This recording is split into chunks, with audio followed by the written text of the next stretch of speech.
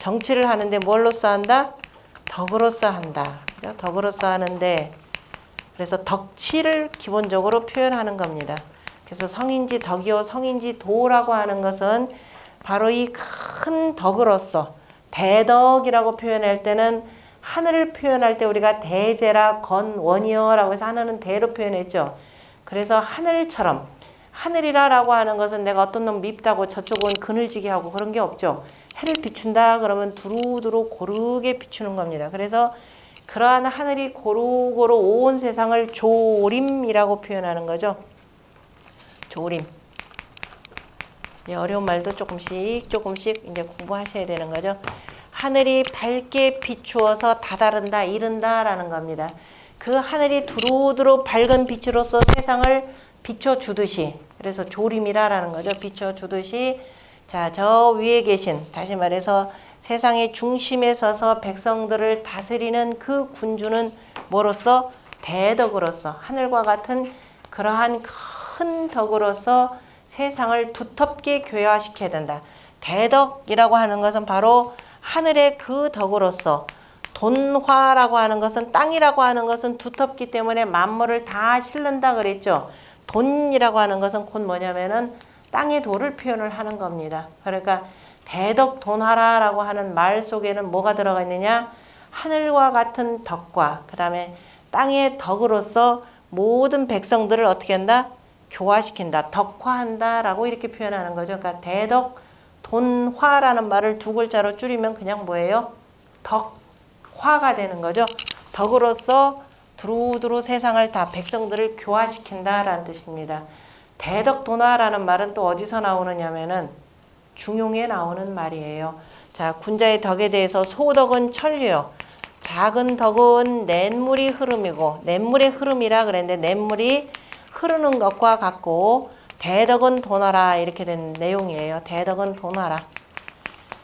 말이 대덕은 크게 모든 것을 두텁게 교화시킨다. 말은 뜻은 그렇지만 잘 헤아려 보면은 그저 하늘과 같은, 그저 하늘의 그 덕과 땅의 그 덕으로서 만물을 다 교화시킨다. 그래서 덕화가 되는 것이 되고, 공자가 이걸 강조한 것이 위정이 덕 이렇게 하는 거죠. 덕치라고 표현하는 거죠. 그래서 사람들을 이끄는데 도지 이 덕이 되는 거죠. 도지 이 덕. 이때 도라고 하는 것은 인도하는 것을 덕으로서 하고, 그 다음에 가지런히 하는 것을 제지 이 예로서 하고, 그 다음에 뭐죠 하나는? 그 도덕정치라고 하는 말이 여기서 나오는 거죠. 그러면은 백성들이 민면이 아니 뭐죠? 그 유치차격이라 부끄러움을 알고, 부끄러움을 두고, 그 다음에 유치차격, 스스로가 바로 잡는다 이렇게 되는 거죠. 그런데 정치는 두 가지 방식입니다. 유학에서 나오는 이런 방식이 하나가 있고, 이에 앞서서 공자가 뭐라고 하냐면 도지이 뭘로 하던가요? 인도하는 것을 뭘로 써? 도지 덕 안 하고 도지 정하고, 그 다음에 제지 가지런히 하는 것을 뭘로써 한다? 형으로써 하고, 다시 말해서 형벌로써 하면 백성들은 어떻게 하냐? 그러니까 민면이 묻히라 이렇게 표현하면 백성들은 면하기만 하고, 그죠? 민면이 묻히니라. 유치 이 차격, 민면이 묻히, 부끄러움이 없어진다 이렇게 표현했습니다. 요즘이 이런 세상이죠. 정치공학만 존재합니다. 정치공학만 존재하고, 근데 문제는 이것도 제대로 법도 집행 안 되죠. 뭐가 잘못했다 그러면 법으로 처벌한다 그러는데 이 법도 작동이 안 되죠.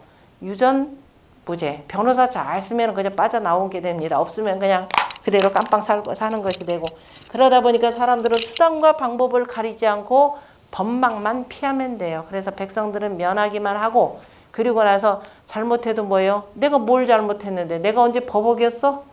이렇게 나오는 거죠. 그게 민면이 묻히라 그랬습니다. 그래서 이러한 정치는 하급의 정치가 되고 만류가 되고, 최고의 통치라고 하는 것은 도저히 덕이 되는 거죠.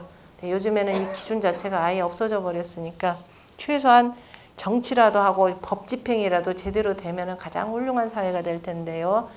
여기서 3절에서 이 천자문의 저자가 얘기하려고 하는 것은 바로 이 내용입니다. 그죠? 도지 덕, 또 정치를 하는데 덕으로서 하라. 위정이 덕이라는 표현이 되고, 여기에 대해서 뭐라고 하냐면 비여 북신컨대, 저 북신에게 비교하건대 중성이 공진이라. 중성이 가운데 있는 북신을 중심으로 해서 빙글빙글 돌아가는 것과 같다, 이렇게 표현을 한 내용입니다. 그래서 요의 핵심이라고 하는 것은 바로 여기에 맞춰져 있다라는 거죠. 그러면서 그 성인은 어디서부터 찾느냐라고 하는 문제가 있습니다. 이제 글들을 읽어보면은 이 사람이 뭐에 근거해서 썼구나라는 걸 볼 수가 있습니다. 사마천에 사기에 근거를 해서 쓴 건지, 왜냐하면 종유보다도 훨씬 더 앞선 사람이